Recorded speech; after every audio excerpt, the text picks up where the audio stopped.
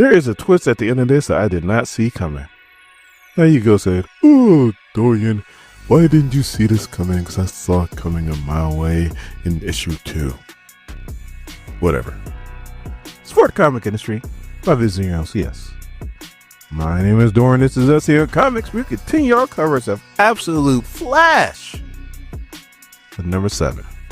Our story starts off in Kentown, Missouri, and the lightning is going crack-a-cocoon.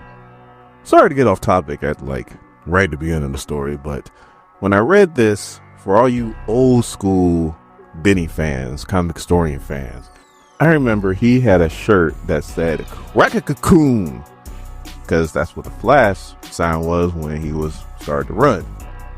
And I went to his site. As soon as I read this page, I went to his YouTube page and see if they were still selling merch and that shirt, and I couldn't find anything. So if you know how I can get my hands on that Crack-a-Cocoon shirt from Comic Historian without me having to just make it myself, please let me know in the comments. So I guess the lightning and the thunder is extremely louder than normal, and Wally is trying to calm down Grodd because Grodd is scared as hell, and he's like, "Eek, eek," and Wally's like, "It's okay, but use your words." And he's like, "It's not just a storm. It's not just thunder." And then Wally's like, "All right, what does that mean? Like, what is it then? What do you think it is, Grodd? Like, you're freaking me out." So Grodd's like, "I'm scared," and Grodd wants to go home. And Wally's like, "I know, we can't. Like, we don't have a home anymore, Grodd. Well, look, let's find somewhere. Let's get out of the rain. Let's find some food. I'm soaked and I'm starving. Sounds good, Grodd?" And Grodd's like, "Grodd can eat." So he gets back into the book bag, and Wally goes to a gas station. He's looking in a window, and he's like, looks like this place takes credit cards, and we ain't got no money. And as he's walking away, his reflection never stops looking at him. You know who that is? That's Mirror Master. So he walks in, and there's a lady at the register, and she's like, "Quite a storm. How can I help you?" So Wally's like, "Yeah, it is coming down." So he goes, "I don't suppose you can lend me some food, because right now I don't have any money. I'm really hungry, and I could try to pay you back later." And the lady's like, "This ain't no charity. No money, no food."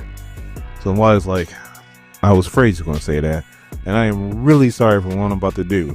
And she's like, "Do what?" And he goes, "This," and he's running around, and he was like, "Again, I'm sorry. I gotta do what I gotta do." And the lady's like, "Hey, what are you doing?"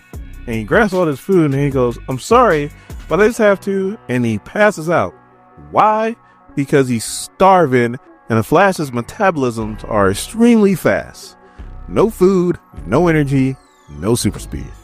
Which raises a question. How in the hell did Barry Allen survive running from the Black Racer for 20 damn years when he died in the original Crisis on Infinite Earth? Somebody explain that to me, please. Somebody in the comments, explain that one to me. He ran for so long that, like I said way back when I started this series, that Wally is my Flash. Because when I started reading comic books, Barry Allen was not the Flash. It was Wally West. He was the Flash. Anyway, he passes out, and the lady's like, "Huh." So we cut to Fort Fox, Colorado at the Olympus project, and Eleanor Thong is like, "Kill him." And Wally's dad's like, "Wait." I mean, like, they were about to do him dirty. They had the black bag on him and everything. So she takes the bag off his head, and she's like, "Why should I spare your life? Like, what use are you to me now?" And he's just like, "Wally, I want to help my son." And she's like, "And you'll do anything to help him, right?" He goes, "Yes, I'll do anything." So then she's like, "Let Colonel West up. After all, he's a part of our team." So then Colonel West is like, "What is it, Thong? Like, what are you really doing down here?" And she goes, This is our predecessor.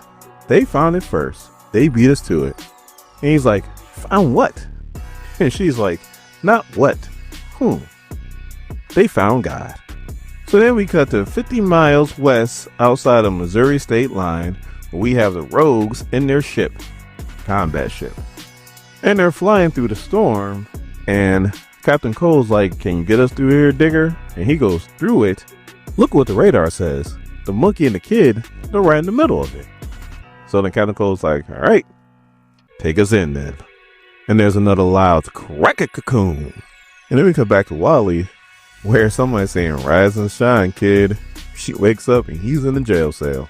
So the sheriff's like, what the hell of a day to pull this, kid? The storm is coming in hard, and you're not going anywhere until I talk to one of your parents, mom, dad, somebody.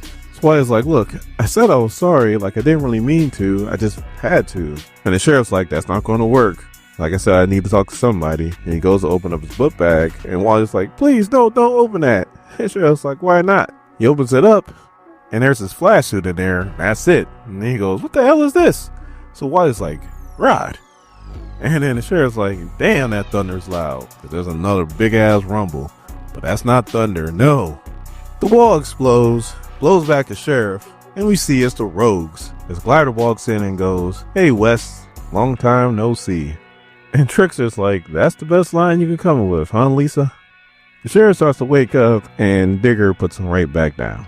So Trickster walks up to Wally and is like, can't pull your Crimson Ghost a straight trick now, can you? And Wally's like, I'm so hungry. I can't do anything. He was like, Grodd's missing. Captain Cole's like, you help us track down the monkey, and we'll let you out of here. What do you say, Wes? And Wally's like, you know what? Fine. So he uses his cold gun on the bars, and then he goes, Lisa, and she's like, I'm on it, and kicks the hell out of him. They let him out, they give him his suit, and he goes, I need something to eat before we do anything. So the Trickster gives him like an energy bar, and he's like, is this all you have? And she's like, this is not a buffet, kid. Eat and shut up. So he does, and Glider's like, shh, this storm's getting bad. These winds are about 200 miles an hour. So then Digger's like, we can't go in that thing. Like, we gotta cut our losses and take the kid back. And then Wally's like, no way, we're not leaving Grodd. So Captain Cole's like, okay, you see how bad that storm is. Like, what are you gonna do on your own? And he just takes off and goes, cocoon. And he's like, I'm going to save my friend. So he's running through the storm. He's just yelling mentally in his head, Grodd, Grodd. All of a sudden, there's a crack of cocoon. So for the lightning, this time hits him.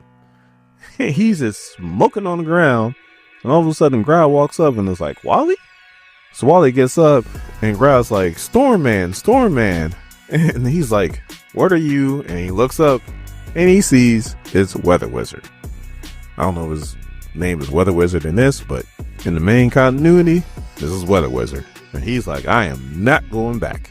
That is the theme to all these dudes who got out. So Wally's like, to Fort Fox? Project Olympus? And he goes, I am not going back. And he brings down more lightning. So Wally's like, I'm from there too, Barry Allen. And the Weather Wizard's like, Barry Allen did this to me, as he creates a tornado and throws it right at Wally and Grodd. So Wally's like, look, Barry, he's dead, it was an accident. And Weather Wizard's like, there are no accidents. And he brings out another lightning strike. So Wally goes to Grodd and he's like, look, I need a little help here. Like, can't you mind zapping something? And Grodd's like, Grodd's scared. So Weather Wizard's like, stay down. And he sends out another lightning strike toward Wally. And he's like, stay down. And Wally's like, you know what? I'm tired of being nice. I'll admit, letting that lightning hit me, it hurt like hell. Then it got me thinking, what if I didn't let it just hit me? I actually let it in. And as the next lightning strike hits him, he absorbs it. Then he goes, that's funny. I'm not hungry no more. And he punches the Weather Wizard at super speed and knocks him right the hell out. So then Grodd's like, no more bad storm? And Wally's standing over the Weather Wizard is like, no more bad storm. So the Rogues show up, Wally's about to take off, and Captain Cole's like, hold on, kid, wait a minute. Wally's like, I'm not going back to Fort Fox. And Captain Cole's like, neither are we. And Digger's like, Captain? And he's like, where are the weapons now? We can go wherever we want. We can do wherever we want. What do you say, kid? Want to go rogue?